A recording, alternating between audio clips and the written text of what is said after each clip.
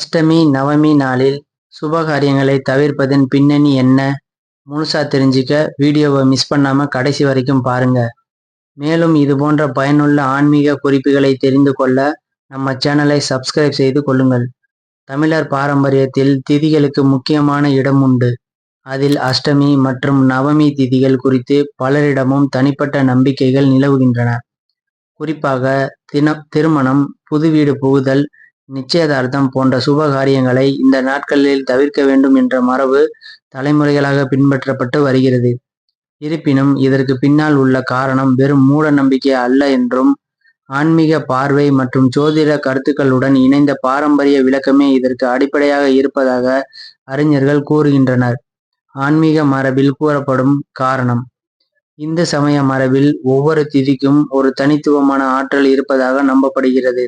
அஷ்டமி திதி பெரும்பாலும் தெய்வீக சக்தியின் உக்கிர வடிவங்களான துர்க்கை, காளி போன்ற சக்தி வழிபாட்டுடன் தொடர்புடைய நாளாக கருதப்படுகிறது.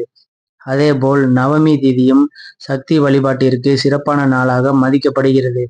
இந்த நாட்கள் ஆன்மீக சாதனை, விரதம், பூஜை, ஜெபம் போன்றவற்றுக்கு மிகவும் ஏற்றவை என்றாலும், குடும்ப வாழ்க்கையின் புதிய தொடக்கங்களாக கருதப்படும் சுப நிகழ்வுகளுக்கு பாரம்பரியமாக முன்னுரிமை அளிக்கப்படுவதில்லை. ஜோதிட கண்ணோட்டம் என்ன சொல்கிறது? ஜோதிடத்தில் திதி, நட்சத்திரம், யோகம், கரணம் போன்ற பல அம்சங்கள் ஒன்றிணைந்தே ஒரு நாள் சுப நாளா என்பதை தீர்மானிக்கின்றன.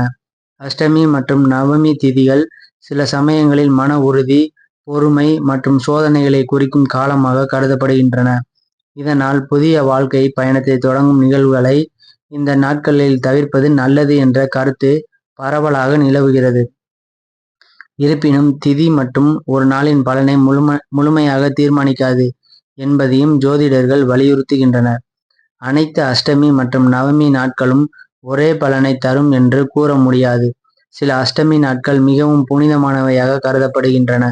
உதாரணமாக கிருஷ்ண ஜெயந்தி அஷ்டமி மிகவும் மங்களகரமான நாளாகவே கொண்டாடப்படுகிறது. அதேபோல் ராம நவமியும் உலகம் முழுவதும் பக்தியுடன் கொண்டாடப்படும் புனித நாளாகும். எனவே அஷ்டமி அல்லது நவமி என்ற பெயரால் மட்டும் ஒரு நாளை முழுமையாக அசுபமாக கருதுவது சரியான அணுகுமுறை அல்ல. சுப காரியங்களுக்கு ஏன் தவிர்க்கப்படுகிறது? பழமையான குடும்ப மரபுகளில் சுப காரியங்களுக்கு அதிகபட்ச மங்கள சக்தி கொண்ட நாட்களை தேர்ந்தெடுப்பதே வழக்கமாக இருந்தது. அதனால் சோதனை, தவம், வழிபாடு, உள்மாற்றம் போன்றவற்றை குறிக்கும் திதிகளை விட வளம், வளர்ச்சி மற்றும் மகிழ்ச்சியை குறிக்கும் நாட்களுக்கு முன்னுரிமை அளிக்கப்பட்டது. இந்த அணுகுமுறையே காலப்போக்கில் அஷ்டமி, நவமியில் சுப காரியம் செய்யக்கூடாது என்ற பொதுவான நம்பிக்கையாக மாறியது. இன்றைய காலகட்டத்தில் பல குடும்பங்கள் தங்களின் குல வழக்கம், குடும்ப மரபு, ஜோதிட ஆலோசனை மற்றும் நடைமுறை வசதிகளை கருத்தில் கொண்டு சுப காரியங்களுக்கான நாளை தேர்வு செய்கின்றனர்.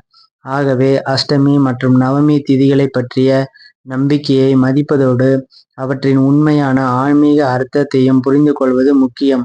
எந்த நாளாக இருந்தாலும் இறை நம்பிக்கை, நல்ல எண்ணம் மற்றும் குடும்ப ஒற்றுமையுடன் தொடங்கப்படும் செயல் சிறப்பாக அமையும் என்பதே பல ஆன்மீக அறிஞர்கள் வலியுறுத்தும் கருத்தாகும். நன்றி, வணக்கம்.